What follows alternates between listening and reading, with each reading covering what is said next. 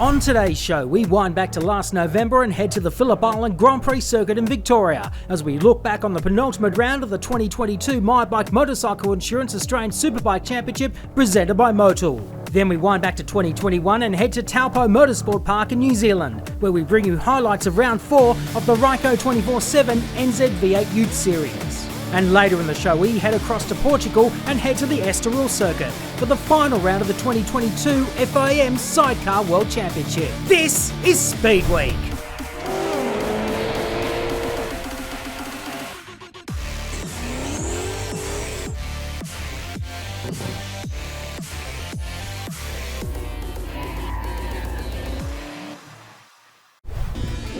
There is your grid for the first of our Alpine Star Superbike races for today. Mike Jones, a very important championship point to extend his lead out to 39 points in the championship. Jack Miller and Crew Halliday join him on the front row of the grid, with Glenn Allerton after CC's and Josh Waters on row 2. Row 3 is Stana Agis, Troy Herfoss and Billy McConnell doing a great job there on his 727 Moto Yamaha. Daniel Falzon in 10th, 11th is Jed Metcher, and Wayne Maxwell uncharacteristically in 12th. Yeah, uncharacteristically as well, Brian Starring back on row 5, along with Marcel Schroeder and Joel Kelso. Brock Pearson, Maxi Stouffer, the rookie in the championship, doing a sensational job along with Brock Pearson, and Ant West on row 6. Ant West has been fast all weekend too. Keep your eye on him. Ben Burke, Bo Beaton and Matt Walters back on row 7 of the championship. Travis Wyman all the way from the Moto American Championship on board at Yamaha. Brendan McIntyre on board of Suzuki, and Michael Kemp back there, the local man, on board bike number 64. Paris Hardwick, Nathan Spiteri, Sloane Frost and Chandler Cooper round out the 28 bike field. Massive field of bikes here. Good to see, Phil. Coming round to take up our positions on the grid for a restart of Alpine Stars Superbike race number 1 here at the Ben Motorsport Park. You can see Jack Miller there just putting in a very rapid last part of the lap, so he comes up to the grid with the warmest possible tyres. The big question is, Steve, who has gone for the X tyre, which is the softest tyre, which was marginal on race distance, and who has gone for the other option, which, as we heard from Gary Crilly from Pirelli, is no problem at all to make full race distance. The big question is, how will they cycle after that red flag stoppage? Riders coming up to take up their positions now on the grid. Front row of the grid, championship leader Mike Jones, Jack Miller and Crew Halliday. Remember, Jones took a championship point and now moves 39 points clear of Brian Starring, who can resume after that red flag stoppage involving himself and Billy McConnell down at turn 1. Red flag leaves the front of the grid. We're ready to go racing for Alpine Stars Superbike. Race restart. CC's is getting a great start as Superbikes are going. Look at him charging through the field once again, Steve Martin. And he will lead them as they come down towards turn 1. Keep your eye also on Crew Halliday. Josh Waters up the inside as well. Herfoss getting a cracking start, and Allerton will slot into second place as they go through turn 1 for the first time. And Maxwell, not such a good start. He's got a lot of work to do. Where is Jones? Jones in 4th position. Crew Halliday I couldn't see there. There's Bo Beaton. Matt Walters is in the back of that group too. But the man who made the best start compared to race 1 was probably Jack Miller, up in that 5th position. So he's got a little bit less work to do. And also Troy Herfoss is up into 3rd place. He was battling back with Maxwell in 7th and 8th position in the first start. Maxwell is back in, can't see what it is. There goes... Is that Brian Starring? He's been back into the pits, so Starring starts at the very rear of the field. As Jack Miller's got a problem. Miller's got a problem. He looks like he's pulling over. Looks like that chain is very, very loose. I'm not sure what the problem is there, but some sort of problem for Jack Miller, and Miller looks like he is out of this race early on. Yeah, you know, who knows? Probably 2 starts on that clutch. The way that it was like, grabbing may have caused some sort of issue there. We'll have to wait and find out. Hopefully Kate can find out some more information for us. Maybe the chain just looked loose because there was no pressure going through it to try and drive that rear wheel forward, because Jack had backed off. But it is after CC's leading from Allerton, Herfoss, Jones. Crew Halliday has got a good start. He's up to 5th position. Josh Waters in 6th. Maxwell now up to 7th, getting the better of Jed Metz. Only a couple of corners to go. You can already see Allerton's bike moving around quite a bit. Herfoss there, this is a real good start of the race for him. He was fastest on Friday in the first practice session, and he had a good test here before we got here this weekend. Conditions a lot cooler than it was on Friday. Crew Halliday went in there with a lot of corner entry speed, and I think he had to try and just check the bike a fraction.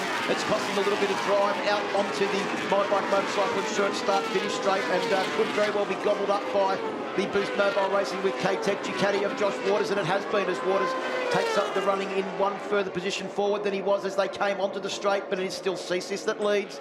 Jones back there in 4th place. Yeah, good. Just gone back a couple of positions, but probably not a bad place to be sitting at the moment. Well, I'll tell you one thing. I think he wants to stay away from Wayne Maxwell, that's for sure. So Maxwell will be giving it everything that he can.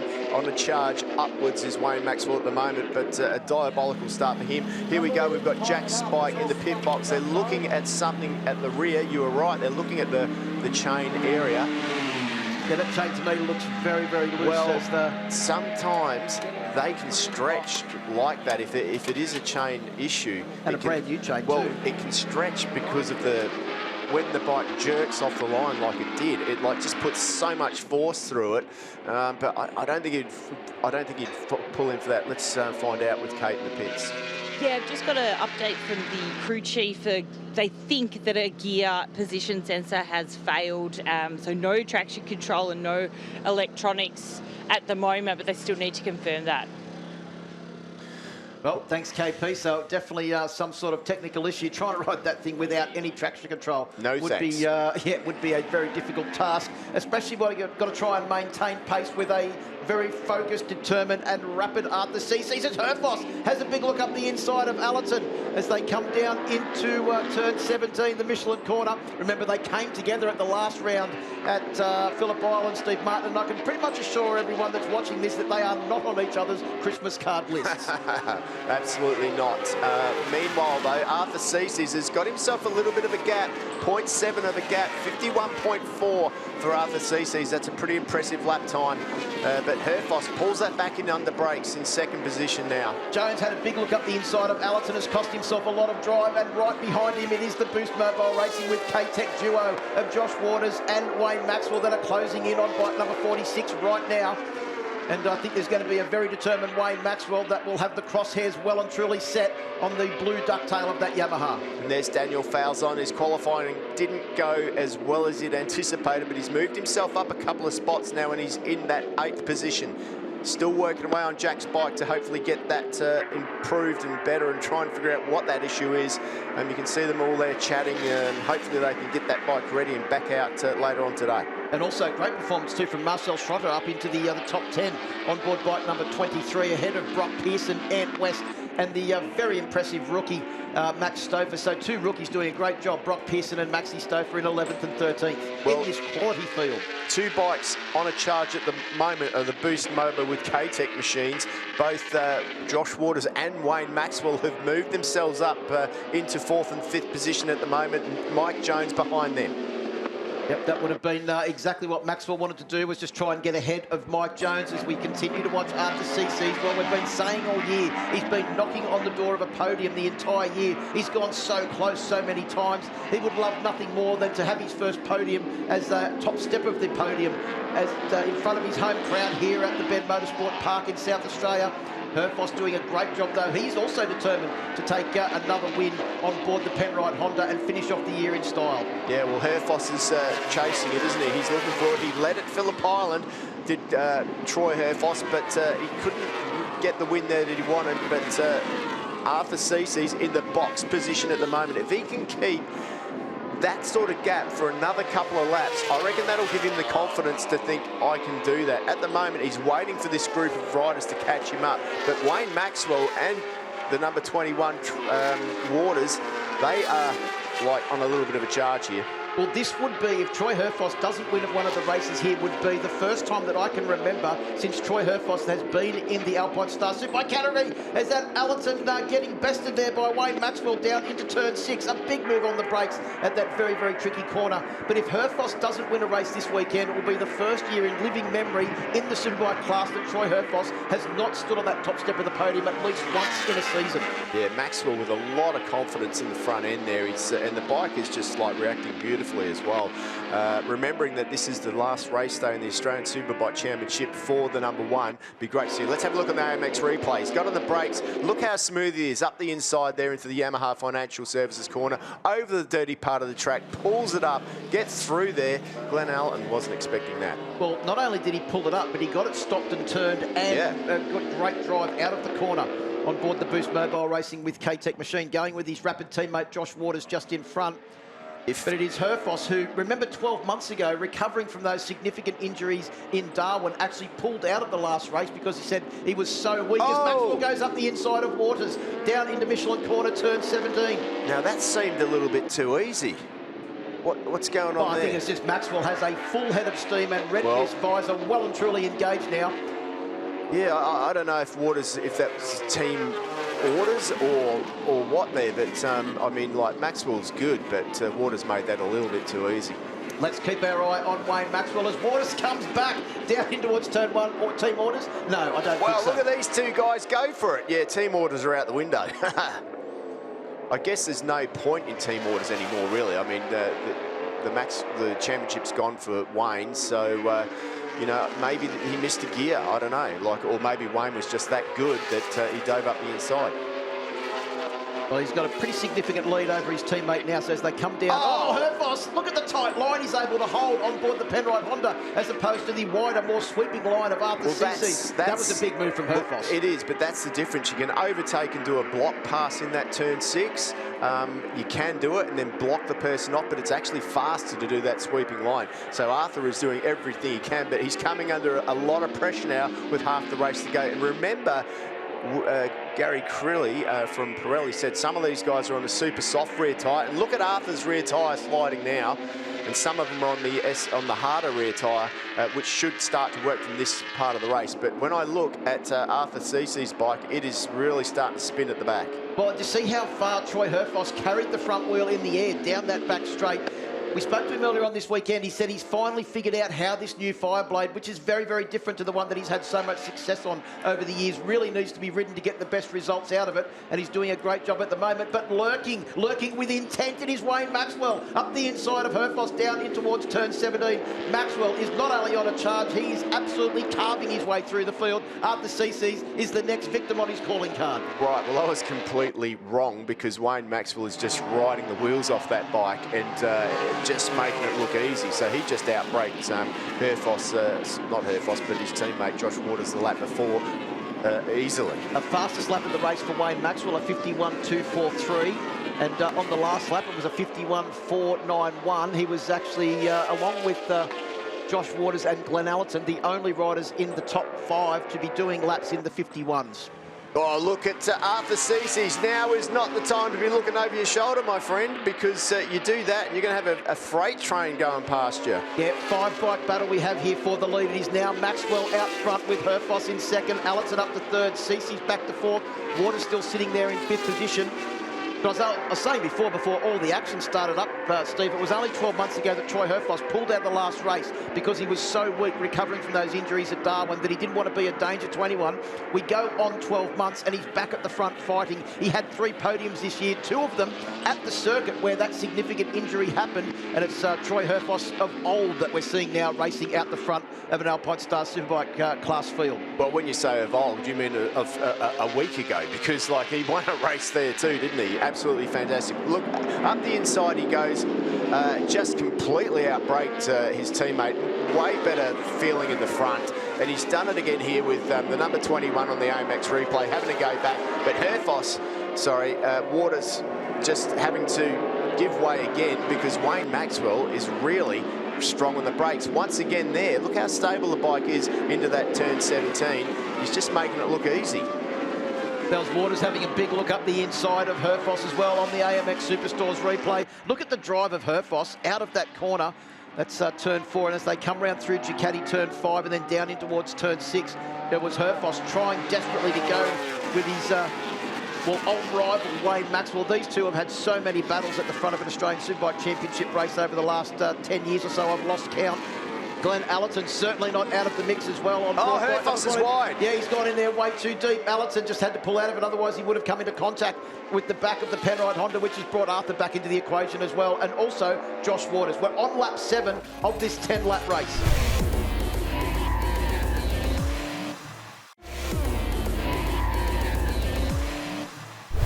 Yeah, it's certainly coming to the point of the race now with where the tyre decisions are coming into play. But Wayne Maxwell's not using his rear tyre. He's just like super confident in the front. A good setup there. He's able to dive right into the middle of these corners, carrying a lot of corner speed. And he's got a lot of front grip there too, and good upright braking stability. Better than anyone by the look of it. He's just able to ride away from the pack. And because he can carry that corner speed and turn, he's not really loading his rear tyre perhaps as much as some of the other guys like Arthur Cece's. You can see him spinning the rear wheel. Down to KP. We've just spotted Brian Starring. He's retired, unfortunately, lost power due to the damage sustained in that off just at the last turn. Thanks, KP, as we go back to live action on track now, and it is Wayne Maxwell that still leads. He's no stranger to the podium here at the Ben Motorsport Park. He's started races here on 8 occasions. 7 of those times he has been on the podium, and 3 of those 7 have been on the top step of the podium. And at the moment, he holds a half-second lead over his old rival, Troy Herfoss, and Glenn Allerton, also in there as well. These 3 are multiple Australian Superbike champions. So is the man there on bike number 21, Josh Waters, has won it on 3 separate occasions, and he's looking to try and get up onto the podium with his teammate there on board the second of the Boost Mobile, racing with Ducati, with K-Tech Ducatis as they come across the line now. Maxwell's lead is out to, well, just on half a second. Once again, Herfoss makes up a little bit of time on the brakes down in towards turn 1. Allerton still in 3rd place, Waters, and then lurking in 6th place is Mike Jones, not too far behind his teammate Crew Halliday, some 3.1 seconds behind Jones. Yeah, I think that Jones is going to be happy to sit there in 6th position at the moment. He won't do anything silly for the championship. It's good for him. You know, it's really going to mean that he's going to be able to wrap it up next time in the next race. So that's good. But once again, up the inside this time goes Waters. He's gone, right, I've seen how to do that now. Remember that Waters hasn't had a lot of racing experience on that bike. He's only ever ridden it at Phillip Island and here, so he needs to adapt. Maxwell with a lot more experience, you know, in learning how to ride that bike. But yeah, this is essentially his Waters' 7th start on that motorcycle. Yeah. And as you mentioned, the first time he's raced anywhere other than Phillip Island on board. Yeah, so you need to ride different bikes differently, and he's just learning and adapting. And he saw Maxwell make those moves up the inside, so now he's going, well, I'll try it and see what happens, and he made it work. But look at this, Herfoss now right on the back wheel of Maxwell, and Allerton is hanging in there too. This is as close as Allerton's been to the front in a dry race for a long, long time to the win. This is good for him. He's sitting there, he's sitting pretty at the moment with a couple of laps to go. It's going to be interesting to see if he thinks he can make a move. Well, I'm not sure if it's that Maxwell slowed down by a 10th or 2, or that Herfoss and Allerton have picked up their game. It's going to be very interesting to try and find out at the end of this race who went for what tyre option, because we're coming into that area of the race now where the soft tyre may start to struggle a little bit, and the other tyre option that Gary Crilly said from Pirelli was no problem in making race distance may be coming to the fore as we come down the straight on the last lap. 51.9. Look at Herfoss. Herfoss up the inside, makes the move on Maxwell, and he makes it stick. Maxwell goes around the outside, but not this time. The fastest of those 3 riders on the last lap was actually Allerton with a 51.5, 51.6 for Herfoss. Herfoss into the lead. Allerton now trying to find a way past Maxwell. Herfoss doesn't care if Allerton was fast as that time. He's got the lead with not much longer to go in this race, so he'll be feeling pretty good at the moment. It's going to be elbows out at all paces for Troy Herfoss as they come down in towards turn 6. This is the second last lap of the shortened 10-lap journey, courtesy of that red flag early on. Where is Waters? Waters is 1.2 seconds behind our race leader, 0.9 of a second behind Allerton in 3rd. Is that too much for Josh Waters to make up over the last 2 laps? Absolutely. There's no way Josh Waters is going to be involved in this. It's between these 3 guys now. It's going to be a dogfight to the end. Herfoss probably wants it more than anyone else, but then you've got Wayne Maxwell. He's not worried about the championship. This being his last round, you've got to imagine he's going to want to go out with a couple of wins. Allerton hasn't had a win for quite a while. He also needs to win this race. He looks up the inside. Can't do it there into Suzuki.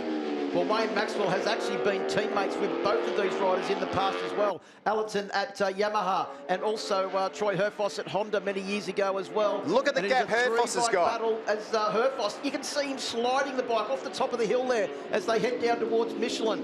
And they'll come across the start-finish line to get the last lap board now.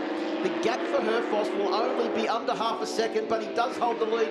Is Maxwell going to be able to make up that distance with the very powerful Boost Mobile Racing with K-Tech, Ducati V4R as they come out onto the straight? And Arthur, once again, he's going to be knocking on the door of a podium, but not quite going to make it. Well, that gap of half a second is more than he had the lap before, so he'd be pretty happy with that. He can see that he's pulling away, but he's going to know now that Wayne Maxwell's going to give it everything that he's got. There is Mike Jones staying out of trouble, doing what he needs to do for the championship. Fastest man on the last lap was Josh Waters, a 51.7, but Herfoss, a 51.8.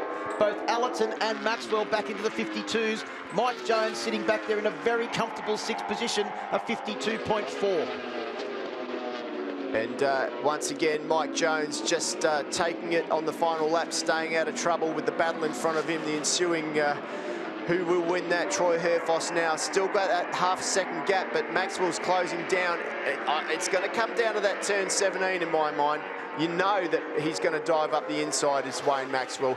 Herfoss has to close that line down. He's seen how strong the number one is into those corners. He's got to block those inside lines if he wants to try and win this one. And we are on track for Mike Jones to wrap up the championship in this first race. He holds a substantial lead over Wayne Maxwell and Brian Starring, who's out of this race. This could be Yamaha's first championship since Jamie Stouffer in 2007. But at the moment, we are focused on the race lead, and that is Troy Herfoss looking for his first win of the year. His first win since Darwin last year as he comes around through the final corners down on the Penrite Honda. Big moment for all of them. Maxwell was out of the seat as well. So was Allerton, sliding the bike across the top of the hill. Late and deep on the brakes for all of them as they come down Michelin for the final time. Well, now it's up to Herfoss. He's just got to hold it together. He's got enough. This is going to be a massive corner for Herfoss. He's feeling good about now. He'll be tucked in down behind the screen, and over the line he goes. It is Herfoss who takes the win. Maxwell in second, Allerton in third, Waters in fourth. After CC's will be fifth, but Mike Jones will come across the line and he will be crowned champion. Mike Jones with a substantial lead, and you can see him celebrating there in the background. Congratulations to Mike Jones. A very long wait for Yamaha for the championship. He wins the championship for Yamaha. 2007, as we said, was the last time that Yamaha did the championship. That was when Jamie Stouffer did a double in 2006 and 2007. And the first person to congratulate him is his Yamaha teammate, Crew Halliday. Now, congratulations also to Troy Herfoss for his first race win in 18 months. Absolutely, a brilliant ride by Herfoss. But 3 championships now for that man there, Mike Jones. The first one on a Kawasaki, the second one on a Ducati, and now he's won on a Yamaha. Has anyone done that before? Brian Starring's won it on 3 different motorcycles, but in 3 different classes, so not all in the Superbike class, not that I can remember, Steve. Well, there you go, another and first. Sean Giles, another 3-time champion, all on Suzuki. Wayne Maxwell on Suzuki and Ducati. Josh Waters, all on Suzuki. There you go. Glenn Allerton on Honda and BMW. Right. But not 3 motorcycles, no. Well, there you go. Anyway, it's hard to judge who was the happiest man out there. Is it Mike Jones? Is it Troy Herfoss? They're both smiling at the moment. I think there's going to be a tie, in fact, of who's going to be the happiest man out there. I imagine that we will speak to our 3 podium getters and our new Alpine Stars Superbike champion, Mike Jones, at the end of this race. But there is the confirmation of your results. Herfoss takes the win over Maxwell by 0.328 of a second. Allerton rounds out the podium in 3rd place. Josh Waters in 4th. After CC's in 5th. The 2022 mibike Motorcycle Insurance Australian Superbike champion for 2022, Mike Jones in 6th. Ant West in 7th. Crew Halliday in 8th. Falzon in 9th. And Marcel Schrotter rounds out the top 10. Joel Kelso in 11th. Great ride from him. Jed Metcher in 12th. Brock Pearson through to 13th position. Maxi Stauffer, a good ride up to 14th. Ben Burke in 15th, getting points. Travis Wyman from the States, a good job from him learning lap by lap. Bo Beaton in 17th. Brendan McIntyre in 18th on the Suzuki. Further back through the field, Chandler Cooper in 19th, Matt Walters in 20th, Sloane Frost 21st, Nathan Spiteri 22nd, Michael Kemp, the local man, in 23rd, Paris Hardwick unfortunately didn't finish, nor did Brian Starring, Senna Adgis, and also unfortunately Jack Miller. Mike Jones, you are the 2022 Alpine Stars Superbike champion, the first championship for Yamaha since 07 with Jamie Stouffer, and you now join the 3-time champion club. Congratulations. Thank you very much. Obviously stumped for words. Very emotional for me to third Australian Superbike Championship and yeah, third manufacturer. So obviously it's been a long time for Yamaha since 2007, and so great to be able to give it to them this year. So a special thank you to the Yamaha racing team. Of course, everybody that's on my side of the garage, Dylan, Joel, Kev, and my partner Chrissy, and obviously my family as well. So special thanks to everybody that's supported me to be able to achieve this result this year. So much hard work has gone into this. Well done. Thank you very much. Cheers. As we get ready for the final race of the year, Steve Martin, the riders will line up on the grid. And there are so many individual stories. We've got the international riders here this weekend. We've also got the riders that are desperate to try and finish their year off on a high. Mike Jones will start from pole position. He is the #1 plate holder for the 2023 year. And also Jack Miller and Crew Halliday joining him on the front row of the grid. Yeah, absolutely. Glenn Allen, what a ride he had in race one. Arthur Cece's the gun starter. Can he finish it off this time? Josh Waters, well, we know what he can do. He's fast as. Senna Adgis, he's quick too. There's a lot of quick guys on that third row, including Troy Herfoss, who won the race from the third row, and Billy McConnell too, proving that he's got speed. Yeah, Daniel Falzon in 10th place, Jed Metcher in 11th, and Wayne Maxwell all the way from 12th on the grid. They had problems in qualifying, no problems in race one for Maxwell, who carved his way through the field. Let's hope it's a better race for Brian Starring. Marcel Schroeder starting out of 14th, and Joel Kelso out of 15th, riding a Superbike for the first time, with the impressive rookies, Brock Pearce and Max Stouffer, joining the very experienced Ant West back on row 6. Then it's Ben Burke, Bo Beaton and Matt Walters on row 7. Yeah, Travis Wyman, Brendan McIntyre, Michael Kemp, Paris Hardwick, Nathan Spiteri having his last race, Sloane Frost from New Zealand, and Chandler Cooper rounding out the field. Yep, congratulations to both Wayne Maxwell and Nathan Spiteri that will be retiring at the end of this race on sensational ASBK careers. And Wayne Maxwell, he said he's been racing Superbikes for 21 years now. Wow. Sam Phillips leaves the start of the grid with the red flag. We're ready to go racing for the final time in 2022. Superbikes go look for a fast starting after Cece's jumping from the second row of the grid as the field makes their way down towards turn 1 for the first time. And here he comes through on bike number 61 after Cece's to take up the running at the front. But charging down the inside is Jack Miller. And Miller will lead them through turn 1 for the first time. Look at Herfoss. He's coming through like a hot knife through butter. That's Adgis. That's Senna Adgis that's moved up to second there. Herfoss is back in 5th position at the moment. Senna Adgis, what a start he's got. Wow, that is unbelievable from Senna Adgis. I thought it was a great start from Troy Herfoss. They did actually start next to each other on the grid, but what a sensational day. Oh, no, we've got Josh Waters, and is that Marcel Schroeder down at turn 1? Oh, well, you know, 30 into 1 doesn't go, especially in this case, and unfortunately for Marcel Schroeder, he didn't make it through. But Thriller Motorsports #1 rider, Jack Miller, leads the race. Good news is that both of those riders are up and A-OK. Their motorcycles maybe not so much, though, as the field makes its way round the back end of the circuit. It is Miller leading from Senna Adgis. After CC's back to at 3rd position, Mike Jones up to 4th. Yeah, well, it looks like Miller got a half-decent start that time as far as when he left the grid, the bike was smooth. So let's hope that he hasn't damaged anything on the bike this time with that juddering clutch problem. It looks like it's been fixed, and now the pressure's on from young Senna Adgis. We didn't expect to see that, who's carrying a lot of corner speed into their Suzuki corner there as they head around Honda for the first time. Well, I'll tell you what, one thing that's going to do is that is going to fire the ride on bike number 17, Troy Herfoss, up incredibly. He took the victory in the first race this morning, but to see his young junior teammate having his second meeting on that bike ahead will fire the man from Goulburn, who now lives in Queensland, up more than anything else, especially when he sees that he's got a couple of Yamahas in between to try and get up there and get on level terms with his teammate. Well, the pace is going to be hot when Miller's leading, you know that. I mean, with Arthur Cece's out there last time round, it was hot, but Miller's going to be on lap record pace for sure. He's here to have fun, and that's the sort of guy. He ran a little bit wide there. Look at Adges. Jones up the inside of Arthur Cece's as well to take up third position. Herfoss is all over the back of Arthur Cece's machine as well, on board the second of the Penrite Hondas, bike number 17. Then it's right behind him, it's Wayne Maxwell on board bike number 1. Glenn Allerton right behind them in 7th place. Crew Halliday back in 8th.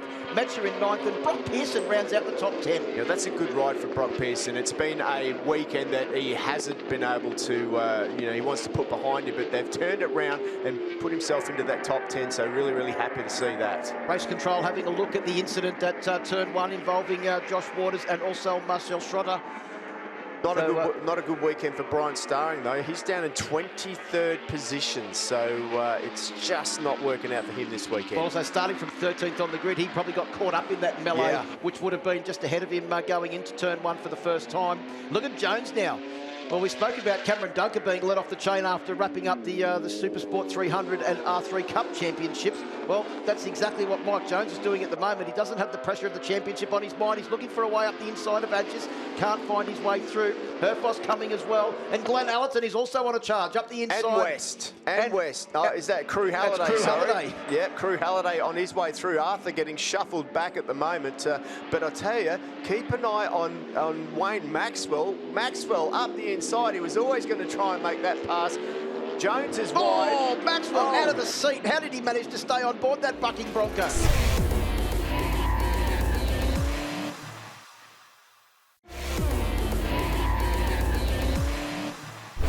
And it is a battle of multiple ASBK champions. Wayne Maxwell's won 3 titles. Mike Jones has won 3 titles. Glenn Allerton's won 3 titles. Troy Herfoss has won 2. Then we go back to Senna Adges, the next rider through. Then it's Jack Miller, the MotoGP star, holding down 6th position on board the Caterpillar Ducati from the Thriller Motorsports team. Right behind him, we've got young Arthur Cece's, who was his teammate in Moto3 many, many moons ago. And Crew Halliday is well onto the back of that group now in 8th position.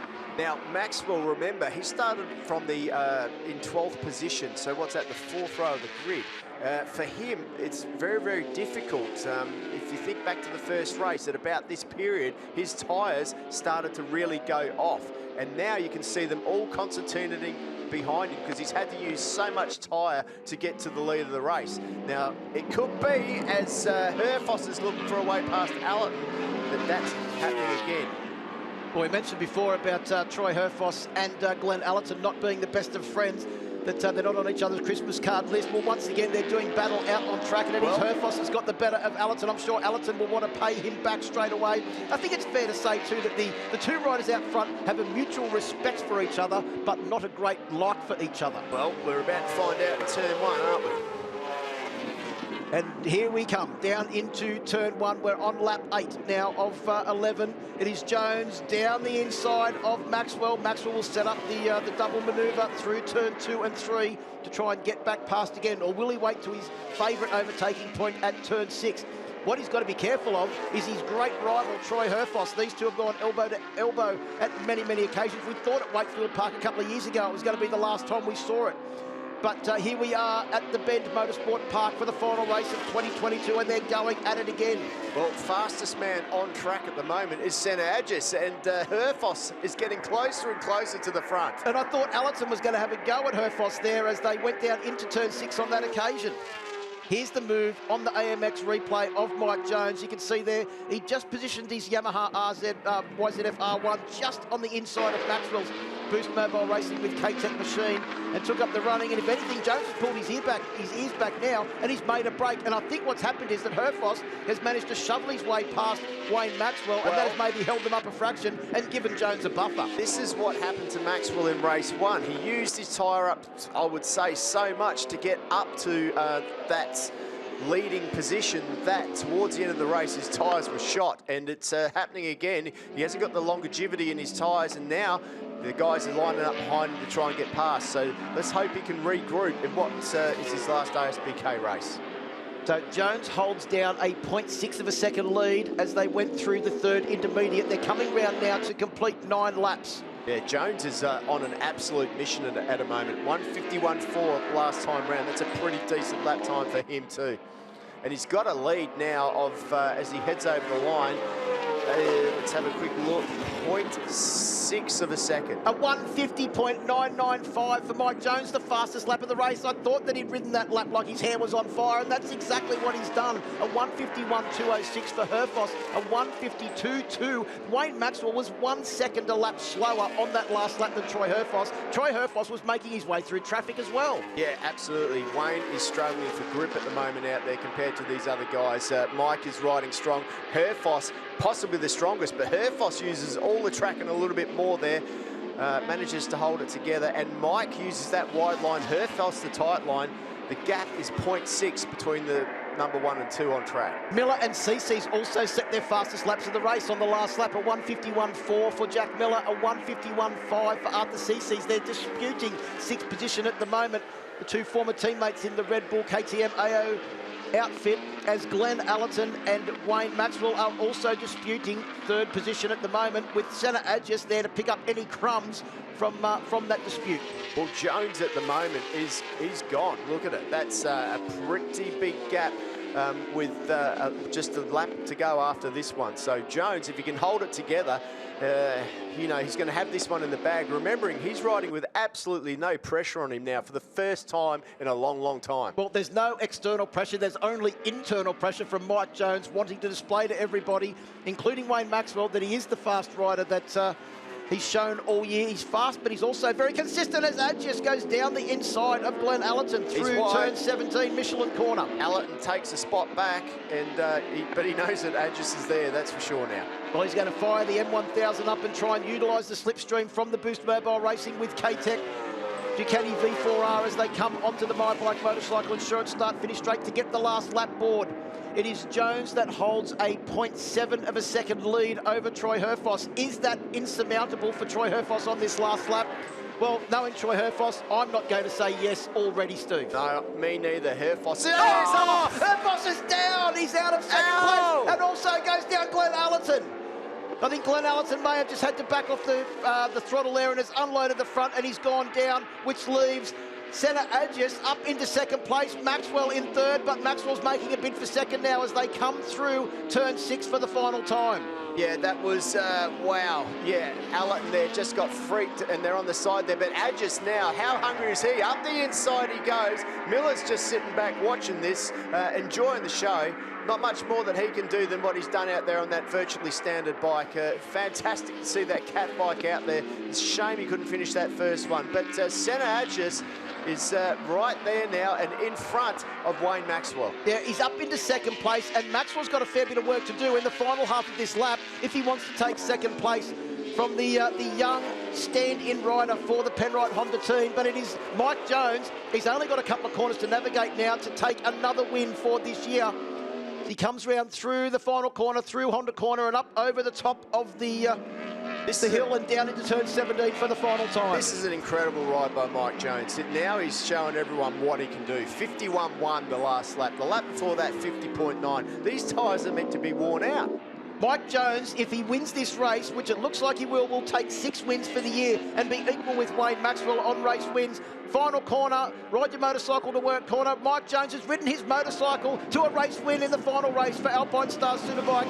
Senna Adjus crosses the line in 2nd. Wayne Maxwell on the podium in 3rd. His final ASBK race for the 3-time Australian Superbike champion. As we watch now, Joel Kelso coming to the line, having a good battle there with bike number 3, Jed Metzer, as they come across the line. Wow, what a final race, Steve Martin. And I think that is a fitting end to the 2022 mibike Motorcycle Insurance Australian Superbike Championships. I think we all need a rest now. Well, that was insane. What a race by Mike Jones. Does he know it's over yet? He's still going flat out. That was incredible.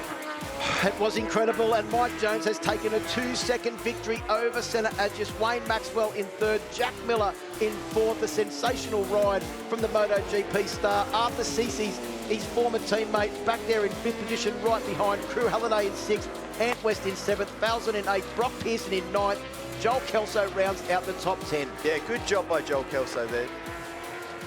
Well, plenty more action coming up. Can't wait to hear from our top 3. They'll be back in Park for May after this short break.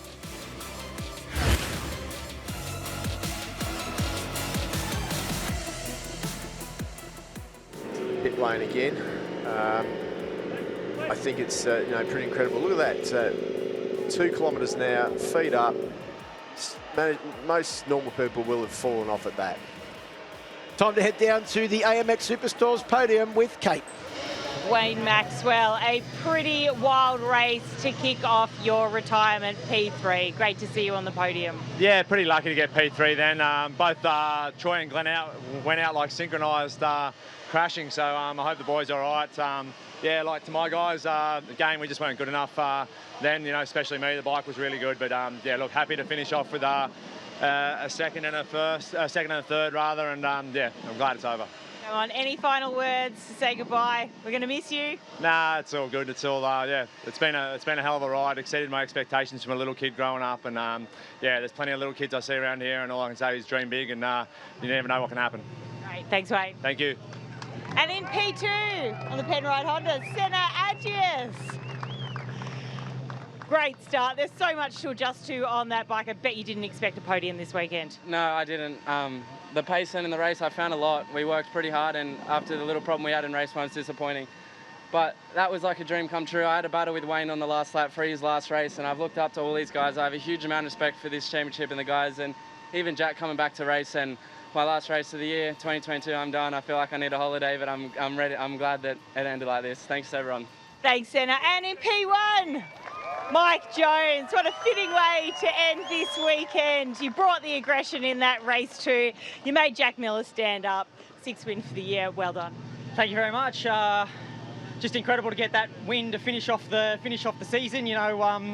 Like obviously that first race was just to consolidate and get the championship, but that felt great just to ride how I wanted to, and yeah, come away with the win to finish the year is just fantastic. And not only for myself but for the team, they've put in a massive amount of effort over the year. So to reward them with a final win is just fantastic.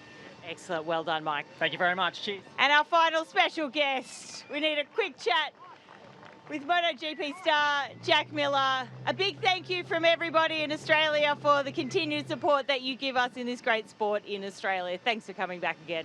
No, it's awesome to be back. I don't feel like I belong up here. The other boys rode better than me today. Yeah, I mean, an amazing turnout again this year. A lot more boys, a lot more speed. It was made me work, but no, I had a lot of fun. Awesome to see everyone back again. So I don't know what we're going to do about a motorcycle for next year, but we'll have to try and find one or try and get something put in the contract to make sure I'm able to come back, because I love it here so much. I love doing this. So thank you, everyone.